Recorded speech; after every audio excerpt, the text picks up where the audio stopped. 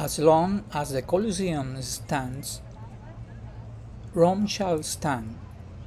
When the Colosseum falls, Rome will fall. When Rome falls, the whole world will fall. These are a translation of words written in Latin by another famous Englishman from 8th century, Saint Bede the Venerable. Lord Byron wrote also these lines in his long narrative poem Childe Harold's Pilgrimage.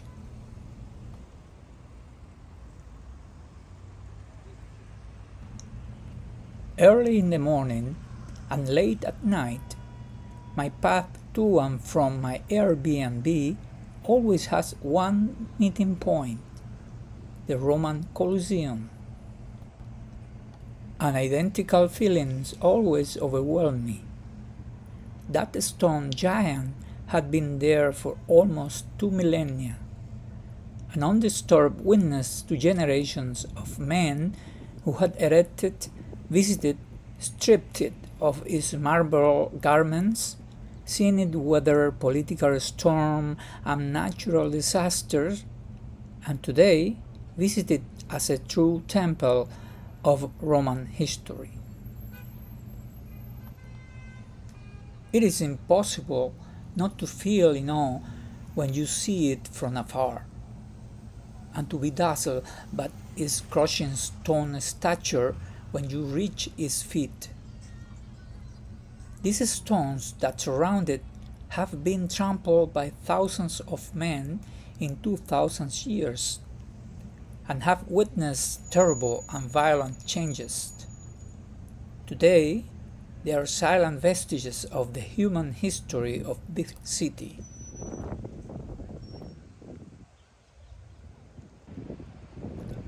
The Colosseum has a deceptive stature in front of the hill that partially surrounds it, and that makes it seem less massive than it is. It is a deceptive stone vision, but when you enter its walls, the immensity of a stone eliminates all doubt of its giant stature. It is the symbol of Rome, as the Eiffel Tower is the symbol of Paris. But what sets it apart from the Eiffel Tower is its historicity, its Stone Age.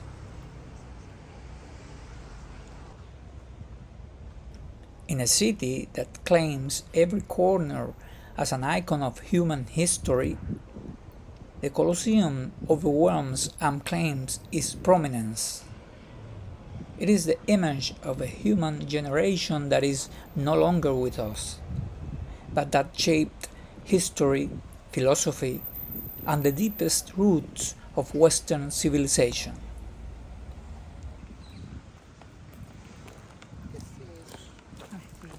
The Greeks gave us their philosophy, but it was the Romans who dispersed Greek philosophy to the Western universe, to contemporary Western culture. And the Colosseum is the symbol of that civilization that shaped ours. It is the face of the past that looks at us in the present. A silent witness which will remain there as long as we walk in its surroundings.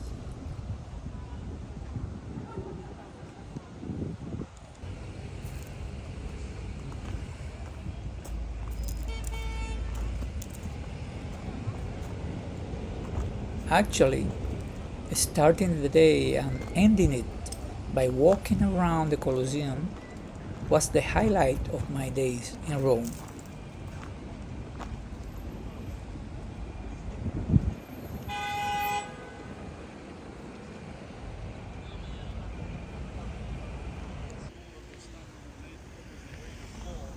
On the second day of my stay in the city, and as I walked along Via La Vicana towards the Colosseum, which I could see in the distance, a block after crossing Via Merulana, I still had a hard time believing that I was there in Rome.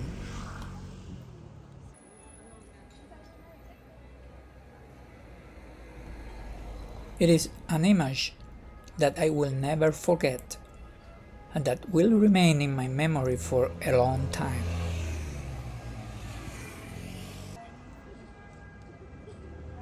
No place had such an impact on me as visiting that monument to history.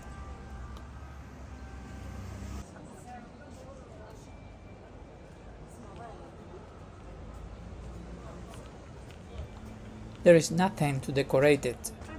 It is pure bare stone rising above your height like a giant.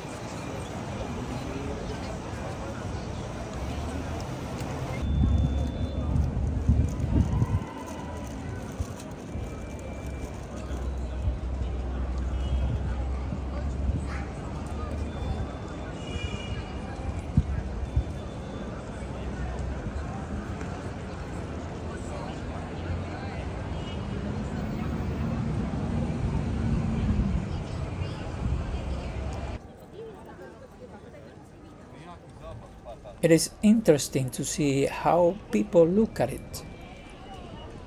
Some do not miss the opportunity to take the inevitable family photo. Others sit down to chat and look at it from time to time. Many rest around it, looking at it, or observing the surroundings.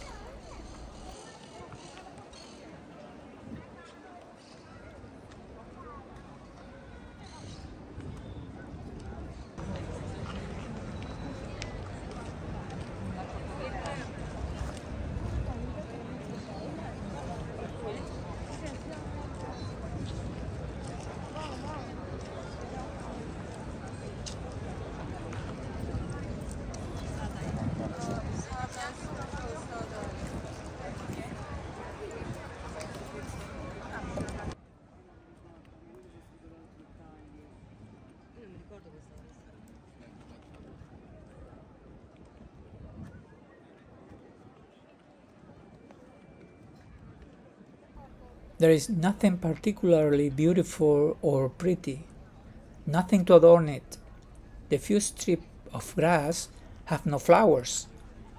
To top it off, the Ark of Constantine from the year 315 is surrounded by a high steel fence to prevent visitors from approaching it, damaging it, writing on its walls, or trying to steal a piece of its stone mass.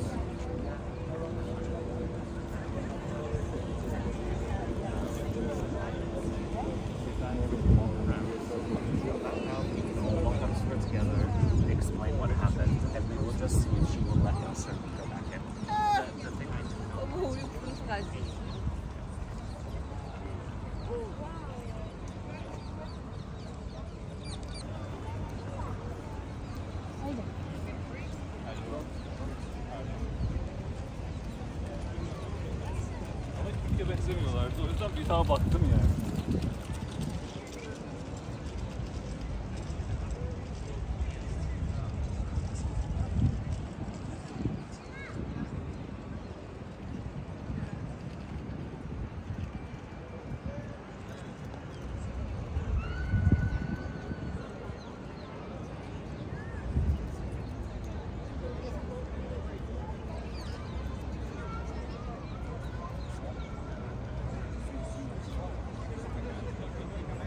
The fences to keep away or prevent looting is something that has shocked me on my visit to Italy. The area around the Colosseum is not the only place where I have seen them.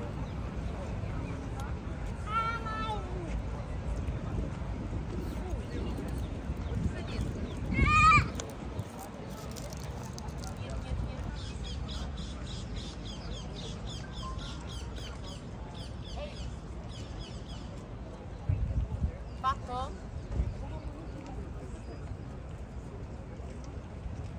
Ok, io ti aspetto all'arco di Costantino. Sì.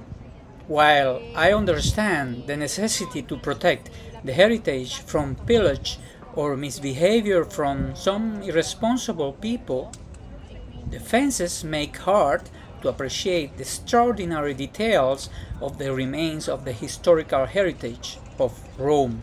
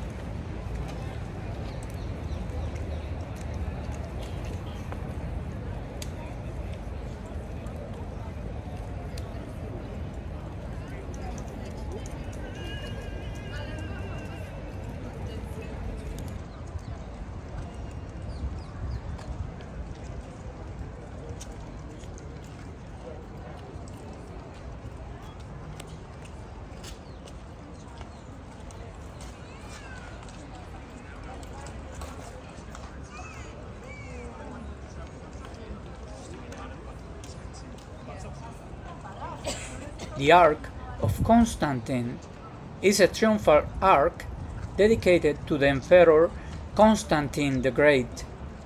It was commissioned to commemorate Constantine's victory over Maxentius at the Battle of the Milvian Bridge in AD 312. It is the largest Roman triumphal arch.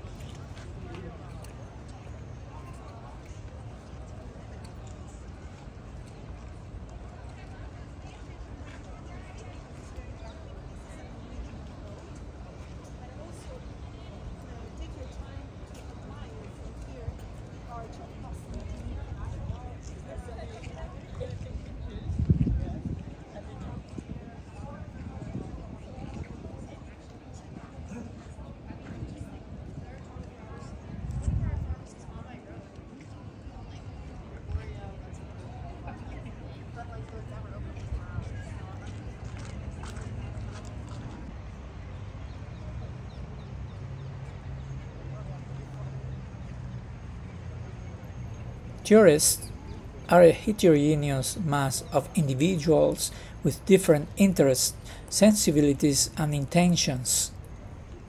Some belong to an ignorant race of fools who climb fountains, tear off pieces of stone from historical monuments, scratch with any sharp instrument ancient walls, stamping a dubious romantic love for someone or something, or simply fool around with any action of pillage to gain audience on YouTube.